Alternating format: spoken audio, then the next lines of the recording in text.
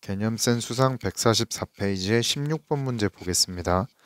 자, 이 문제는 얼핏 보면 어려워 보일 수도 있어요. 일단 뭐 고난도라고 적혀 있기도 하니까 처음 우리 보는 친구들한테는 낯설 수도 있습니다. 어렵고요. 근데 이제 앞에서 이 근과계수의 관계, 요 근과계수의 관계 문제인데 근과계수의 관계 문제를 많이 풀어보고 제가 이런 문제는 이렇게 유도가 돼요라고 이걸 기억을 해줬고 복습을 했다면 얘는 크게 어렵지는 않아요. 무슨 말인지 알겠죠? 크게 어렵지는 않고 그저 할 게 많습니다. 자, 이 문제는 우리가 어떤 걸 떠올려 주면 좋냐면요.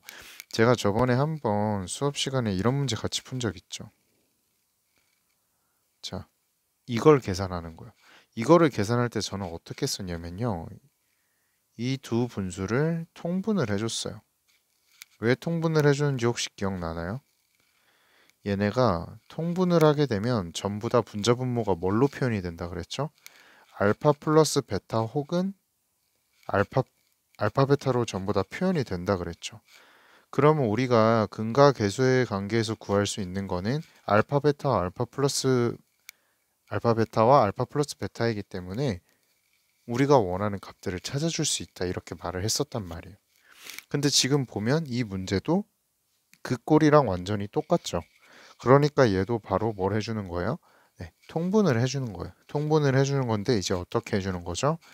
요 n이 1인 경우끼리 그리고 다음 n이 2인 경우끼리 그럼 마지막은 뭐겠어요? 네, 바로 n이 3인 경우끼리 이렇게 통분을 해주면 되는 거예요.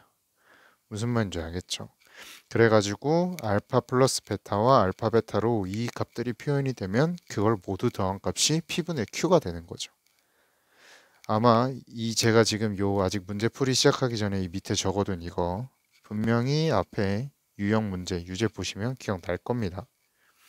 자, 그럼 이제 도입부는 요 정도로 설명을 하고요. 본격적으로 문제를 풀어볼 건데요. 자, 지금 얘네들은 n이 1일 때, 2일 때, 3일 때 각각의 값이 달라요. 하지만 형태는 비슷하죠. 그럼 아마 하나만 해놓으면 그 뒤의 형태들은 거의 복사 붙여넣기 식으로 바로바로 구해질 겁니다.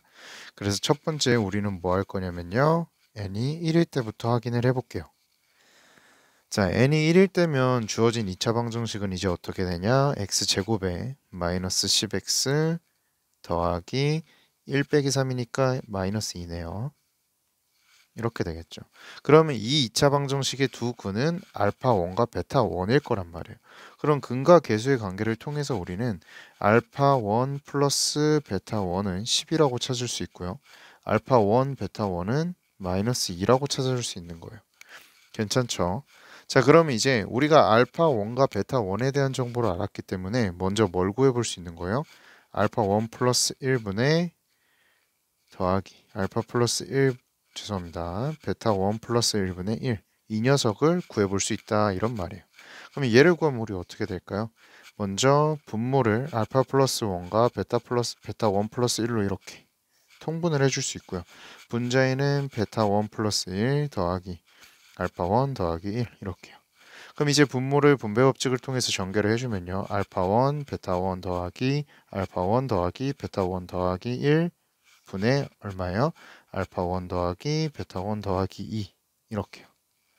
그럼 이제 여기에다가 알파 1 베타 1과 알파 1 더하기 베타 1을 더해 넣어가지고 계산해주면 되는 거예요. 간단하죠? 그럼 해주면 어떻게 될까요? 얘는 마이너스 2에 10에 1이니까 9가 되겠죠. 그리고 10에 2니까 12요. 그래서 3으로 약분해주면 3분의 4가 되겠네요. 그래서 지금 우리가 하나 해치운 거예요. 여기 알파 1 플러스 1분의 1과 베타 1 플러스 1분의 1 이 녀석을 우리가 구한 겁니다. 자, 그럼 이제 그 다음에는 뭐 하면 돼요? n이 2일 때 하면 되겠죠. n이 2일 때 똑같이 이 과정들을 거쳐주면 되는 거예요. 자, n이 2인 경우에는요. 주어진 2차 방정식이 x제곱 그 다음에 2 넣어주면 마이너스 14x 그리고 더하기 1 이렇게 되겠죠. 그럼 여기서 알 수 있는 건 뭐예요? 알파 2 더하기 베타 2 하면 14고요. 알파 2, 베타 2는 1이고요. 얘를 찾아줄 수 있겠죠. 그러면 이제 밑에 그 다음은 똑같을 거란 말이에요. 이 부분은 완전히 똑같게 계산이 될 거예요. 뭐 이제 알파 1, 베타 1이 알파 2, 베타 2로 바뀐다는 거밖에 없죠. 그래가지고요.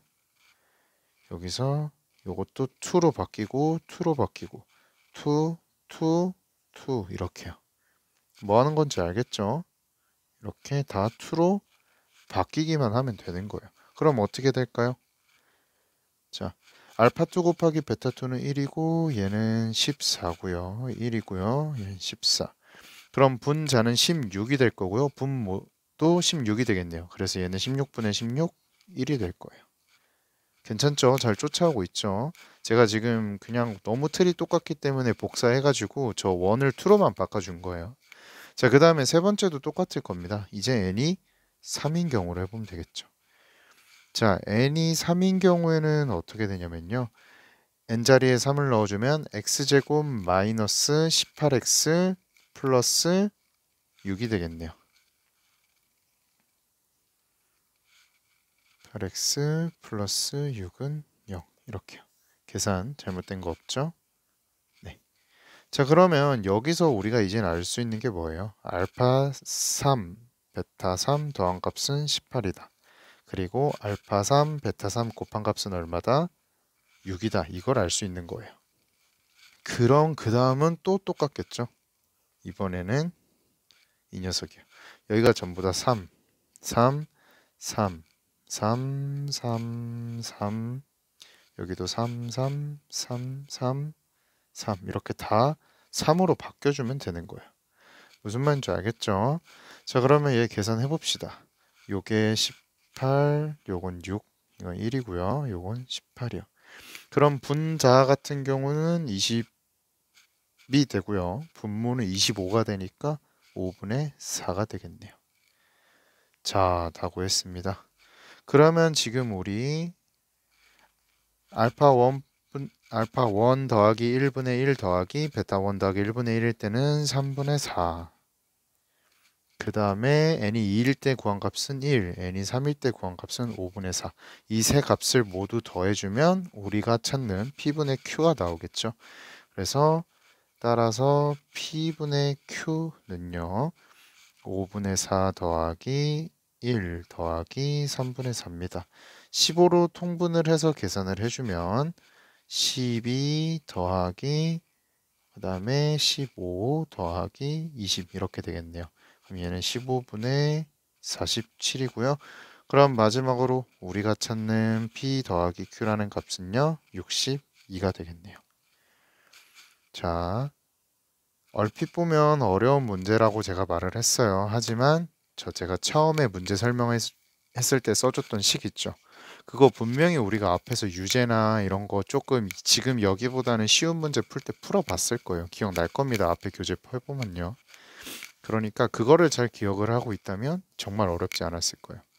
어떻게 보면 다시 한번 복습과 오답 노트가 얼마나 중요한지 또 알게 됐을 거라고 생각을 하니까 이 문제도 잘 복습을 해주고요. 다음엔 이런 비슷한 문제가 나왔을 때 혼자서 잘 풀어내줬으면 좋겠습니다.